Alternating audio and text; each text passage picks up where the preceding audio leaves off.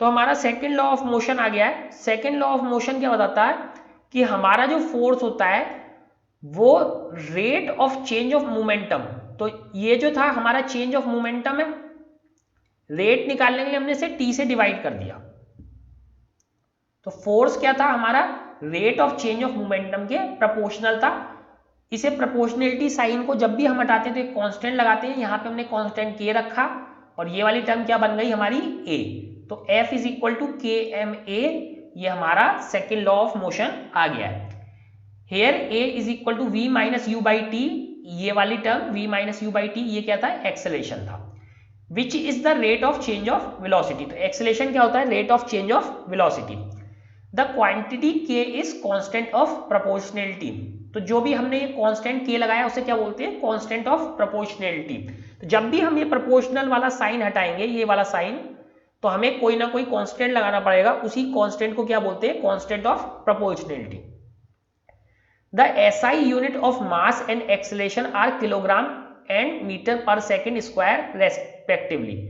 तो जो हम पढ़ चुके हैं SI यूनिट यानी स्टैंडर्ड यूनिट मास की क्या थी, किलोग्राम, तो मास की स्टैंडर्ड यूनिट किलोग्राम थी और एक्सेलेरेशन की क्या थी, मीटर पर सेकेंड स्क्वायर, तो ये हम ये यूनिट पढ़ चुके हैं। The unit of force is so chosen that the value of constant k becomes 1, तो अब हम इसकी यूनिट इस तरीके की रखेंगे कि k की वैल्यू 1 हो जाए।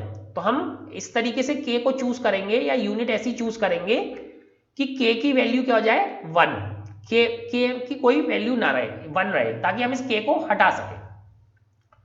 For this 1 unit of force is defined as the amount that produces an acceleration of 1 metre per second square in an object of 1 kilogram mass.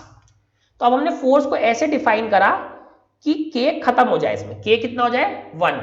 तो देखते कैसे करा हमने, F इज इक्वल टू क्या था, k m a, अब k को 1 रख दे, 1 रख दिया, m a, तो 1 को हटा सकते तो क्या रह गया m a, m a, तो F क्या हो गया m a।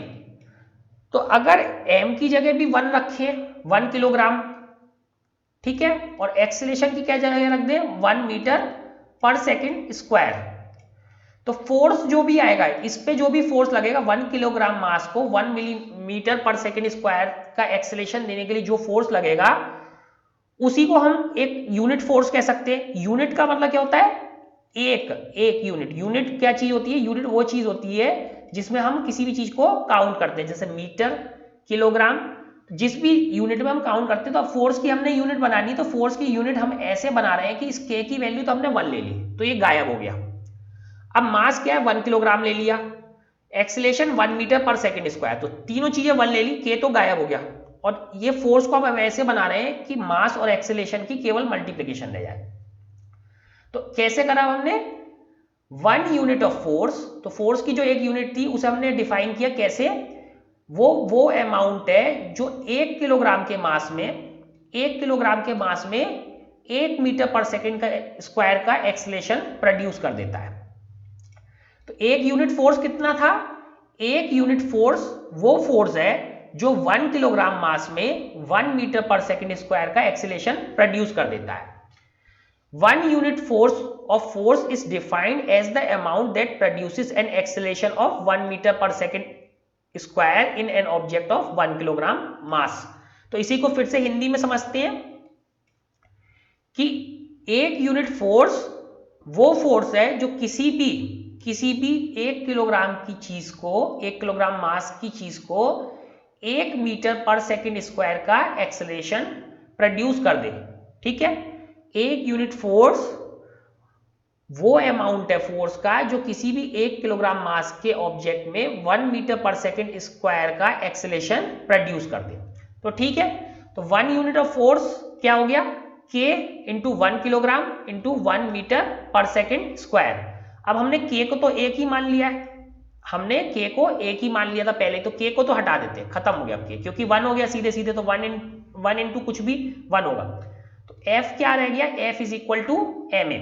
तो हमारा यहीं से था, हमने k को 1 रखा तो F क्या रह गया था, केवल एम ए। और फोर्स हमने कैसे डिफाइन किया है, फोर्स हमने ऐसे डिफाइन किया है कि यूनिट फोर्स की ऐसी है कि अगर हम 1 किलोग्राम मास पर 1 यूनिट फोर्स लगाते हैं तो उसमें कितना एक्सेलरेशन आ जाएगा 1 मीटर पर सेकेंड स्क्वायर, या हम इसको रिवर्स में भी कह सकते हैं 1 यूनिट फोर्स इतना फोर्स होता है जो 1 किलोग्राम मास के ऑब्जेक्ट में 1 मीटर पर सेकेंड स्क्वायर का एक्सेलरेशन प्रोड्यूस कर देता है। तो अब हमारा सेकेंड लॉ ऑफ मोशन क्या बन के आ गया, F is equal to ma। The unit of force is, अब इस तरीके से यूनिट क्या बन गई, kilogram metre per second square, और इसी को हम क्या बोलते हैं, न्यूटन। तो हमारी फोर्स की यूनिट क्या बन गई, मास और एक्सेलरेशन की, तो मास की तो किलोग्राम थी, एक्सेलरेशन की क्या हो गई मीटर, और मीटर पर सेकेंड स्क्वायर। तो इस तरीके से ये एक्सेलरेशन की यूनिट थी मीटर पर सेकेंड स्क्वायर, तो फोर्स की क्या यूनिट बनी, kilogram metre per second square. इसी यूनिट को न्यूटन भी बोलते हैं, और न्यूटन बोलते हैं, और किस सिंबल से शो करते हैं, एन से, कैपिटल एन से हम शो करते हैं। कैपिटल एन का मतलब क्या है, न्यूटन। और फोर्स हम शुरू से पढ़ते हैं, फोर्स किसमें होता है, न्यूटन में। The second law of motion, तो सेकेंड लॉ क्या आ गया, F is equal to ma। The second law of motion give us a method to measure the force acting on an object as it produce its mass and acceleration। तो इससे second law से हमें क्या मिल गया, एक तरीका मिल गया जिससे हम फोर्स मेजर कर सकते हैं। पहले हम फोर्स नहीं मेजर कर पा रहे थे, अब हम फोर्स को मेजर कर पा रहे हैं, क्योंकि हम किसी भी चीज का मास पता कर सकते हैं और हम उसका एक्सेलरेशन भी मेजर कर सकते हैं। तो दोनों मेजर कर सकते हैं। तो इस तरीके से इन दोनों को अगर हमने पता कर लिया तो उन दोनों की सिंपली मल्टीप्लाई कर लें तो हमें क्या मिल जाएगा, फोर्स। अगर हम किसी भी चीज का मास तो पता होता है, हमें एक्सेलरेशन पता कर लें तो हमें फोर्स मिल जाएगा सिंपली मल्टीप्लाई करके। तो सेकेंड लॉ से हम फोर्स को पता कर पाते हैं, वरना पहले हम फोर्स को पता भी नहीं कर पा रहे थे। The second law of motion is often seen in action in our everyday life. तो अब हम जो सेकेंड लॉ ऑफ मोशन है उसको हम अपनी डेली लाइफ में देखते हैं। Have you noticed that while catching a fast moving cricket ball, a fielder in the ground gradually pulls his hands backward with the moving ball? तो क्या हमने ये नोटिस करा है कि जब भी हम क्रिकेट देखते हैं, मतलब क्रिकेट में कोई पर्सन उसे बॉल को कैच कर रहा है और वो बॉल बहुत तेज आ रही है, वो बॉल बहुत तेज है, फास्ट मूविंग क्रिकेट बॉल है, तो फील्डर जो होता है ग्राउंड पे वो बस सीधे सीधे उसे पकड़ नहीं लेता, वो धीरे धीरे अपने हाथ को भी पीछे करता है, वो अपने हाथों को भी पीछे करता है उसे मूविंग बॉल को रोकने के लिए। तो ऐसा करना क्यों करता है कि वो अपने हाथों को पीछे की तरफ करता है, in doing so the fielder increases the time during which the high velocity of the moving ball decreases to 0। तो अगर वो बॉल आ रही है तेजी से और वो यहीं पे रोक ले तो उसको टाइम नहीं मिलेगा और उसके बॉल उसके हाथ पे बहुत जोर से हिट कर जाएगी, बहुत जोर से हिट कर जाएगी। लेकिन फील्डर, जैसे बॉल आ रही है और फील्डर भी हाथ को थोड़ा सा पीछे खींच लेता है, तो इस तरीके से क्या होता है, बॉल को उसके हाथों में रुकने के लिए ज्यादा टाइम मिल जाता है। तो बॉल की वेलोसिटी 0 होने में टाइम मिल जाता है ज्यादा, तो इंक्रीज द टाइम। इससे क्या है, ज्यादा टाइम मिलता है जिसमें बॉल आसानी से रुक जाती है। Thus the acceleration of the ball is decreased। तो इस तरीके से बॉल का एक्सेलेरेशन क्या हो जाता है, डिक्रीज हो जाता है, and therefore the impact of catching the fast moving ball is also reduced। तो इस तरीके से जो उसका इम्पैक्ट है, यानी उससे जो चोट लगेगी उसके हाथ पे, वो भी कम हो जाता है। तो फील्डर ने हाथ पीछे क्यों खींचे, क्योंकि अगर वो यहीं पे ऐसे ही रख देता हाथ पे तो हाथ पे आके बहुत जोर से हिट करती, लेकिन जैसे जैसे वो उसके साथ हाथ को पीछे खींच रहा है तो इस बॉल को रुकने के लिए ज्यादा टाइम मिल रहा है, और रुकने के लिए टाइम मिल रहा है तो उसका एक्सेलरेशन स्लोली कम हो रहा है, और एक्सेलरेशन कम होने से क्या हो रहा है कि वो उसके हाथ को उतने इंपैक्ट से हिट नहीं करती, हल्के से हिट करती ताकि उसे चोट ना लगे। अगर लेकिन वो वहीं पे रोक देगा फील्डर तो उसे बहुत चोट लग सकती है।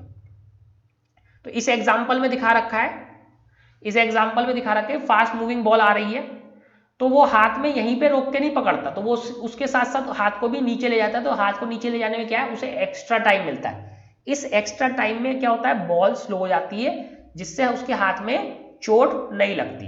ए fielder pulls his hands gradually with the fast moving ball while holding a catch.